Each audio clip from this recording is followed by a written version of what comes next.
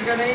म्हणून त्यांनी काय केलं, अगोदर आपल्या ज्या उपासक होते, महत्वाचे उपासक, त्यांना पाण्यात उतरवलं आणि त्यांना पोहायला शिकवलं. आणि पोहायला शिकवल्यानंतर पहिले बोधाचार्य तयार केले, जे वाम मार्गाला लागणार नाही. आणि बाबासाहेबांनी एक वाच्यता केली होती 14 ऑक्टोबर 1956ला, की दरेकाने धम्मदीक्षा दिली पाहिजे. मग दरेकाला धम्मदीक्षा दिली पाहिजे याचा अर्थ काय? कोणी उठलं की धम्मदीक्षा द्यायची का? नाही.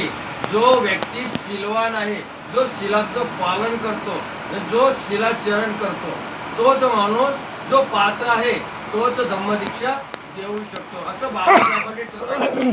आणि आज आपण प्रत्येक लोकांना विचारलं, का हो तुम्ही धम्मदीक्षा घेतली का? तर काय म्हणतात? हो, बाबासाहेबांनी आम्हाला 1956ला धम्मदीक्षा दिली म्हणता ना. परंतु बाबासाहेबांनी धम्मदीक्षा कोणाला दिली? जे आपले पूर्वज असतील त्यांना. आणि बाबासाहेबांनी दरेकांना धम्मदीक्षा देण्याचा अधिकार दिला होता. कशासाठी? की एक संविधानामध्ये नियम टाकला होता त्यांनी, की वयाच्या 18व्या वर्षी त्यांना मतदानाचा अधिकार असला पाहिजे. तसंच त्याच संदर्भातून आपल्या धम्मामध्ये सुद्धा बाबासाहेबांनी संविधानामध्ये एक अट टाकली, जो विद्यार्थी 18 वर्षाचा पूर्ण होईल त्याला काय आहे, त्याला समज येईल आणि तो कोणत्या धर्मामध्ये जाईल हे बाबासाहेबांनी अगोदरच लिहून ठेवलेलं होतं.